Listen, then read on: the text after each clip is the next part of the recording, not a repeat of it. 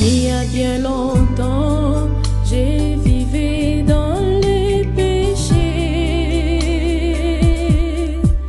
et sans espoir, je n'avais pas la paix. On m'a appris que Jésus a versé son sang pour moi et m'a libéré.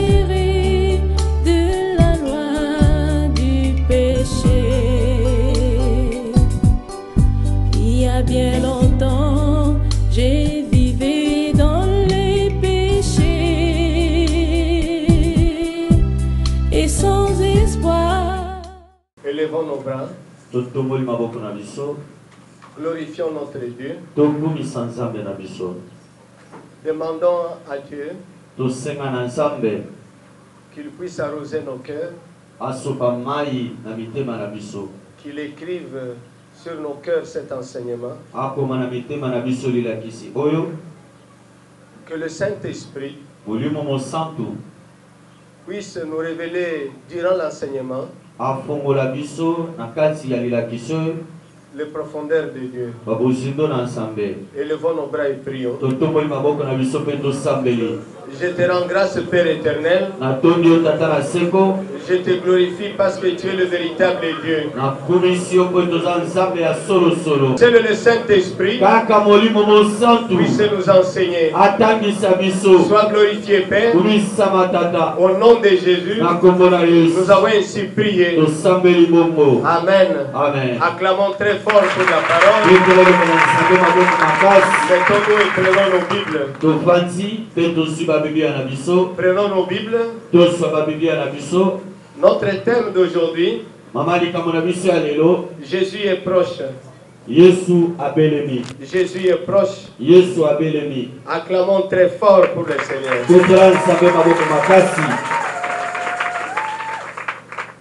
Nous allons lire Jean chapitre 14. Lisons le verset 1 à 3. La Bible dit dans Jean chapitre 14, verset 1 à 3, que votre cœur ne se trouble point. Croyez en Dieu et croyez en moi. Il y a plusieurs demeures dans la maison de mon Père. Si cela n'était pas, je vous l'aurais dit. Je vais vous préparer une place. Et lorsque je m'en serai allé et que je vous aurai préparé une place, je reviendrai et je vous prendrai avec moi, afin que là où je suis, vous y soyez aussi. Ça, c'est la parole de Christ. Il est allé nous préparer une place et il viendra nous prendre. La révélation de ce matin est qu'il est proche. Il est en route pour nous prendre. Chaque chrétien doit se poser la question: qu'est-ce qu'il peut faire parce que son Seigneur est proche? On peut prier directement et dire: Seigneur, pense à moi, que je sois avec toi, que je te rencontre dans les airs, que je ne reste pas. On peut faire cette prière. Mais un chrétien responsable doit revenir en lui-même pour se dire, en dehors du péché, Qu'est-ce que j'ai reçu de Dieu? Qu'est-ce que j'ai reçu de Christ? Et qu'est-ce que je fais? Est-ce que je suis prêt? Ça, ce sont les questions d'un responsable. Un chrétien responsable. En principe, les chrétiens sont considérés comme les serviteurs de Christ, les dispensateurs de diverses grâces de Dieu. Là, tu te poseras les questions. Il vient. Est-ce que dans ma vie, je mets au service des autres les dons que j'ai reçus? Au jour le jour, qu'est-ce que je fais pour Christ? Comme il vient, est-ce qu'il me trouvera faisant ses services? Là, c'est en dehors du péché. Maintenant, je me pose des questions. Il est proche. Est-ce que je sers Dieu? Les dons que j'ai reçus, est-ce que je les mets au service des autres? La parole que j'ai reçue, est-ce que je l'utilise à titre de témoignage sur les rues et dans des maisons?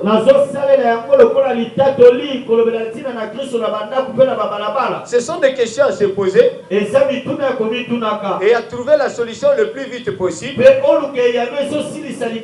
afin qu'à son arrivée, qu'il te trouve prêt, qu'il te trouve faisant le travail. Pensez à la parabole des 10 vierges. Dans Matthieu 25. Chacun de nous connaît ces paraboles. Matthieu 25. Versets 1 à 11. Mais nous allons lire quelques passages. On dit ceci. Alors le royaume des cieux semblable à 10 vierges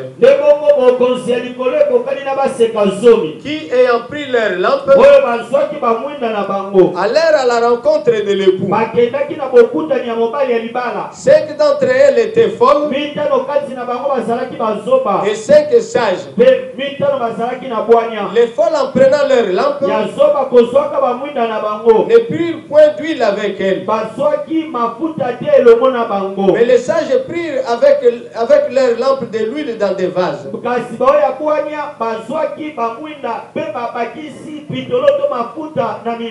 Comme l'époux tardait, toutes s'assoupirent et s'endormirent.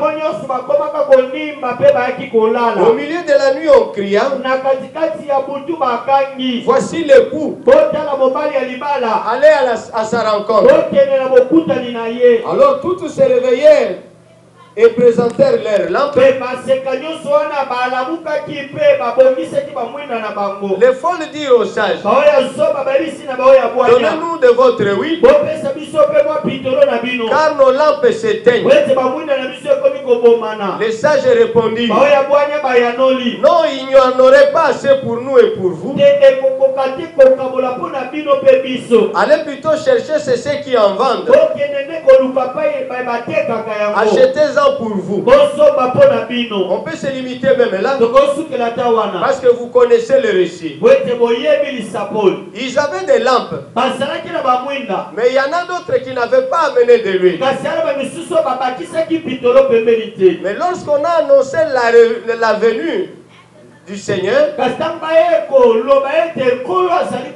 la venue de l'époux, comme il manquait de l'huile, elles sont allées chercher de l'huile. Et lorsque l'époux est arrivé, elle n'était plus là. Aujourd'hui, on nous dit Jésus est proche. Il faudrait se poser la question. Ici, on a parlé des lampes. Mais ceux qui ont cru au Seigneur, ils ont reçu beaucoup de choses de la part de Christ.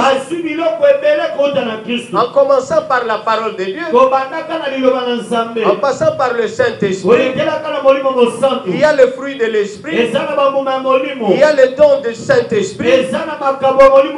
Toutes ces choses nous avons reçues du Seigneur.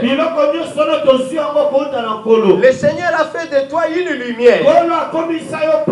Mais lorsqu'il viendra, il peut te trouver lumière, mais tu es sous les boissons. Tu peux te trouver lumière, mais cette lumière n'éclaire pas les gens. Il y avait des femmes qui avaient des lampes, mais elles avaient manqué de l'huile. Tu es le sel de la terre. Tu es devenu sel de la terre par Jésus-Christ. Mais quand le Fils de l'homme viendra, comme il dit, il est proche. Est-ce qu'il te trouvera en train de donner de la saveur aux gens? Vous pouvez être dans une maison. Quelqu'un a préparé la nourriture et il sert les gens. Les gens commencent à manger. On trouve qu'elle n'avait pas mis du sel. Et pourtant il y a du sel dans la maison. C'est comme ça dans l'œuvre de Dieu. Tu es le sel de la terre. Mais il y a des choses qui se passent quelque part. Toi qui es le sel, pour donner le goût à ce qui se passe, mais tu ne te présentes pas à cet endroit-là. Mais Jésus est à la porte.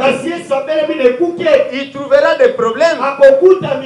Ceux qui pouvaient donner le sel, ceux qui pouvaient donner la saveur, ont gardé la saveur en eux-mêmes. Il y en a qui ont la parole, mais il y a des gens qui sont séduits chaque jour, tel qu'on avait séduit Adam et Ève. Aujourd'hui on séduit les gens partout, sur les chemins de l'école, dans des bureaux, sur la place publique. Mais le chrétien qui a eu la parole, il exhorte qui pour l'éviter à la séduction? La Bible dit exhortez-vous les uns les autres, afin d'éviter que les autres tombent. Comment l'apôtre Paul exhortait les autres? Il dit par les compassions de Dieu, je vous exhorte à ne pas vous attacher au siècle présent. C'est pour éviter à ce que les chrétiens de cette époque échappent à la séduction. Mais lorsqu'on dit que Jésus arrive, tout ce tu as entendu comme parole, tu n'exhortes même pas tes enfants, même pas ton épouse, même pas tes proches. Mais Jésus est à la porte, où tu vois simplement que tu ne pêches pas. Mais la semence que tu as eue, on te demandera qu'est-ce que tu faisais avec. Ça peut être à cause de cela que tu resteras. Parce qu'ayant eu la parole, tu n'arrives à exhorter personne. Mais comme me dit qu'il est à la porte, je dois racheter le temps. Je dois mettre à profit le temps qui reste. Je n'exhortais pas. Je me lève et je commence à exhorter. À toute occasion, je parle de la part de Christ. À toute occasion, je cherche à faire ce qui plaît à Dieu. Parce qu'il est à la porte. Dieu t'a fait grâce de chanter pour que les âmes soient consolées, pour que les personnes soient édifiées. Mais tu as laissé le travail des chants. Tu es parti faire autre chose. Dieu t'avait donné le don de guérison, mais tu as laissé ça, ou tu l'as négligé, pour devenir un enseignant de la parole, afin de diriger l'église. Et comme ça tu auras l'argent. Mais comme il dit qu'il est proche, il revient au don de guérison. Parce que cette histoire t'empêchera de voir Dieu.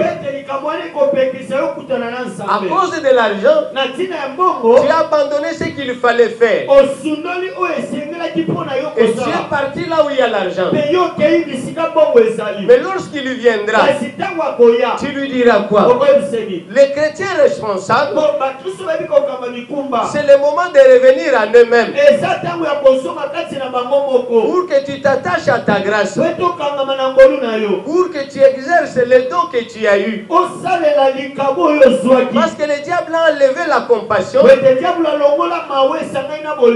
chez certaines personnes. Il peut guérir une personne, mais on a enlevé la compassion. Lui, les malades ne lui disent absolument rien. Les paralytiques ne lui disent absolument rien. Maintenant, il fait autre chose. Combien de chrétiens, sur leur avenue, il y a des polycliniques, il y a des dispensaires, mais ils n'entrent même pas là-bas. Ça leur dit absolument rien. Mais il quitte, il vient à l'église. On vous dit, il me jugera selon mes œuvres. Et il prendra les gens selon la vérité. Jean chapitre 16, chapitre 15. Jean chapitre 15. Ils ont cherché à faire ce qu'eux voulaient. C'est comme certains membres de l'église, ils veulent faire ce qu'ils veulent. Non, tu dois faire ce que Dieu veut et ce que l'église veut. Verset 16. Alors Jésus leur ramène à la vérité. Il dit, ce n'est pas vous qui m'avez choisi, mais moi je vous ai choisi et je vous ai établi afin que vous alliez et que vous portiez du fruit et que votre fruit demeure, afin que ce que vous demanderez au Père à mon nom, il vous le donne. Maintenant, rentre en toi-même. On dit que Jésus revient. Il est à la porte. Tu es comme un arbre planté. Est-ce qu'il y trouvera du fruit? Vous lisez régulièrement la parabole du figuier. Il a trouvé sur ce figuier-là, il n'a pas trouvé de fruits. Et il a maudit le figuier. Maintenant, il n'y aura pas de problème d'arbre. Maintenant, c'est le problème d'homme. Est-ce qu'on trouvera du fruit en toi? Est-ce qu'on trouvera la foi? Est-ce qu'on trouvera l'amour? Est-ce qu'on trouvera la paix?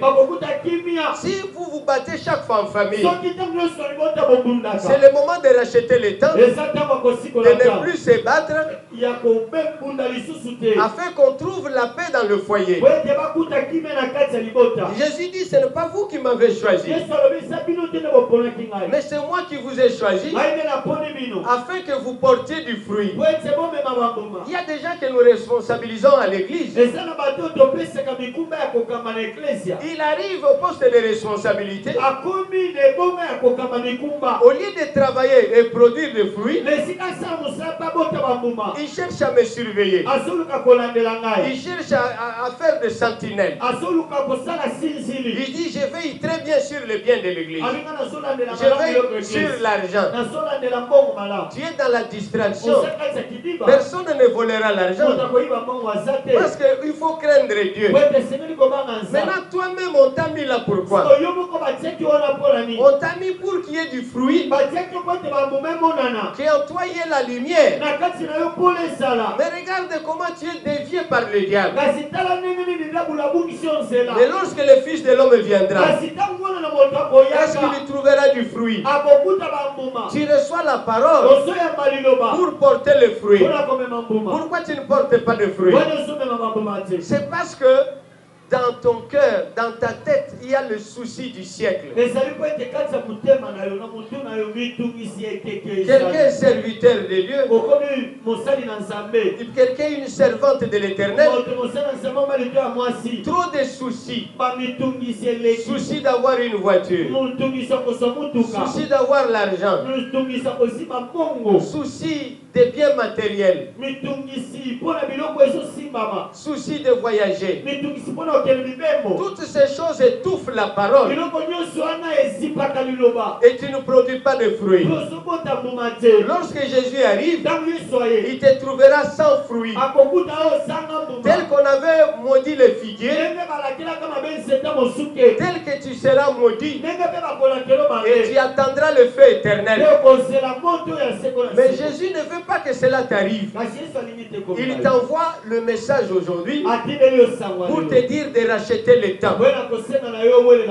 Élimine les soucis. Décharge-toi des soucis. Décharge-toi des problèmes de ce siècle.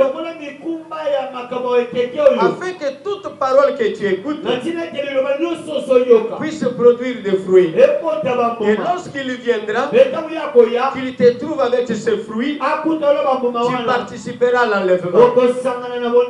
Le plus grand problème des chrétiens, c'est le souci de la vie. Marc chapitre 4. Les gens se soucient chaque jour. Trop de soucis dans la tête à cause des biens de ce monde. Marc chapitre 4. Lisons le verset 18 à 19. De Marc chapitre 4. La Bible dit quoi? Commençons verset 18. D'autres reçoivent la semence parmi les épines. Ça veut dire quoi? Ce sont ceux qui entendent la parole, mais en qui les soucis du siècle, la séduction des richesses, l'invasion des autres convoitises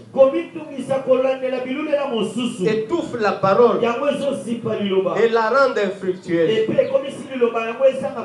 y a des gens qui sont dans de très bonnes églises, des gens qui suivent de bons prédicateurs, des vrais ministres de la parole. Mais pourquoi ces gens-là ne sont pas bénis? Quand je parle de la bénédiction, je vois des dons spirituels, je vois le fruit de l'esprit, je vois des capacités spirituelles. Quelqu'un marche sur la rue comme le sel. Quelqu'un marche dans la rue comme la lumière. Ce sont de telles bénédictions que je parle. Quelqu'un est chrétien, mais il peut influencer 15 personnes à venir à l'église le même jour. Voilà de telles bénédictions dont je parle. Quelqu'un de lui-même peut mobiliser toute sa famille à venir à la louange. Quelqu'un de lui-même veut agir pour que la paix pénètre 80 personnes. Une seule personne. Mais pourquoi cela n'arrive pas? Nous trouvons des gens, lui-même, une seule personne, il peut détruire l'église. Une seule personne, il détruit toute l'église. Ce sont des influences sataniques. Mais nous devons avoir une seule personne. Il mobilise 3000 personnes. Pourquoi nous n'arrivons pas à le faire? Les soucis du siècle, la nourriture, l'habillement, les maisons, les voitures, les promotions dans des sociétés. Voilà toutes ces choses qui dérangent les gens. Et beaucoup sont séduits dans ces choses. Si des gens comme Adam et Ève, ils étaient séduits à partir de fruits. Aujourd'hui, à l'aide de la technologie, il y en a qui sont séduits à partir des appareils téléphoniques. Il y en a, c'est à partir de la voiture. D'autres à partir de l'habillement. D'autres c'est à partir des crayons. Crayons pour mettre au-dessus, sur la figure, à côté des yeux. Un petit crayon là, c'est fini. La personne est séduite.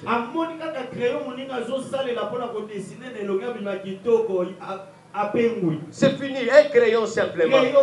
Et quand vous dites qu'Ève était séduite, vous riez. Mais je vous dis, les crayons, les pics, que ce soit l'appareil téléphonique, des cimes ici, ce sont des choses que le diable utilise pour séduire les gens.